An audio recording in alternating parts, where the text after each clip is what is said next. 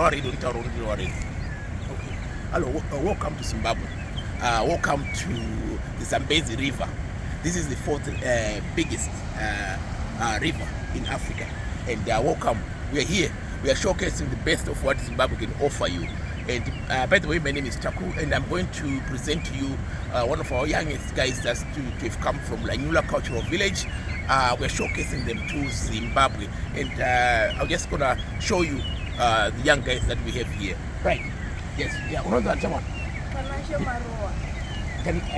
Panache Marova. Okay. 15 years. Yes. 15 years. Wakataka kuza Mbira lini?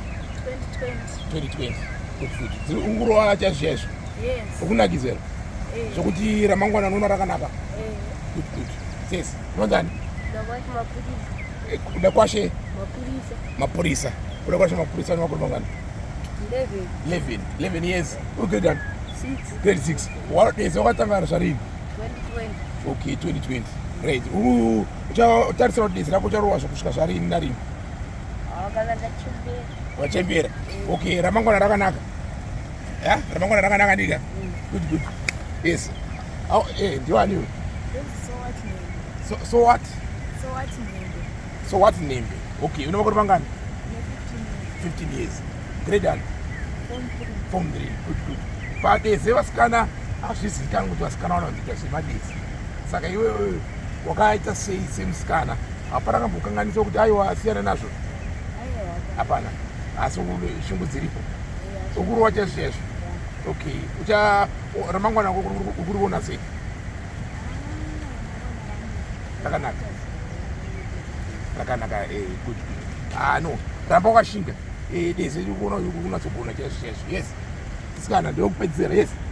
Ndiani zita wewe? Bela Mtiniri. Wow. Right. Saka una makoni mangani? 10 years. Great. Grade 5. Right. Ramangwana ukuru kuona sei?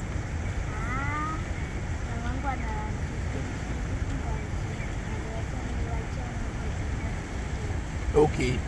But uchiona kuti uchiridza desi uri musikana pakabvaita kakuomere? Hapana. Pana kakumanikidza here? Hapana. Good. Saka uruti vamwe vasikana vaya vajoini vatanga kuridzawo. Handiitika uri kuona uri kufamba nekuridza mbiri.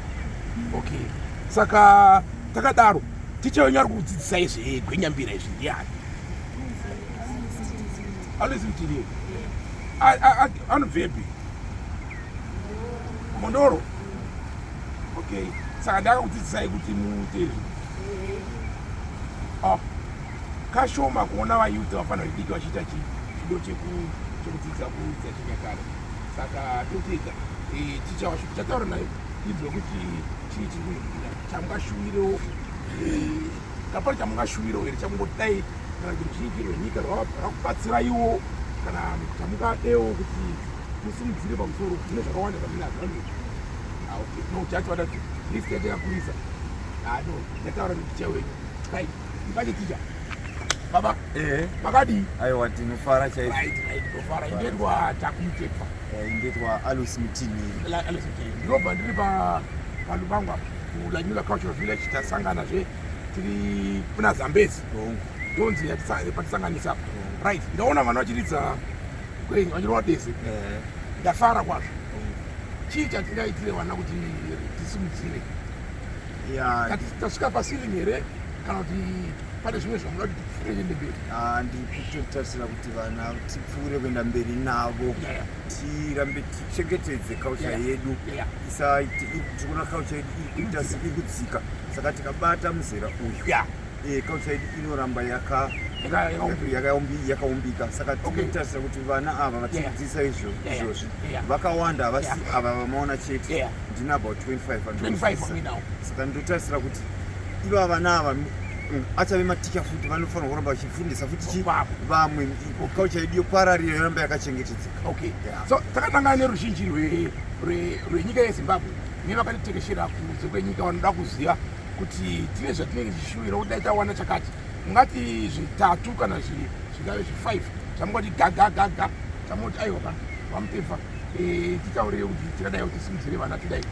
Chekutanga tine pasenda pedu kumhondoro kwari kuisi tine dambudziko vana ava vari hapana mvura yakanaka, saka tinenge tine chemo chodai tawana bhoro 1 touya uniform vana ava ndo uniform inonyatsoratidza kuti tikuita zveculture toita kusimudzirwa kwevana kuti vabude vaende kunze kwenyikawo vambonoitawo mashows kunze kwenyika, saka totarisira kusimudzirwa kwevana ava iri timu vakawanda vachiendawo kunze. Right. So I'll just summarize that for those that did not understand what the teacher has just said. There's just highlighted a few issues. The kids come to a workshop in Mondoro, and they come from rural area in Mondoro, and they haven't got running water. They need to drill a borehole, and they need uniforms, they need all these things. So is appealing to all generous people that like culture to get in touch. They can get in touch with our Facebook page and all that, and then we can discuss more of the needs that these children we want to take them to greater heights. This is what we are as Zimbabweans. We want Zimbabwean spirit to uplift these kids. And I hope, yes, thank you very much, and boys, thank you very much. Thank you very much. Keep working hard. Keep working hard. Keep working hard. So from Zambezi River, from Zimbabwe, from Matabele North Province, thank you very much, guys. Bye.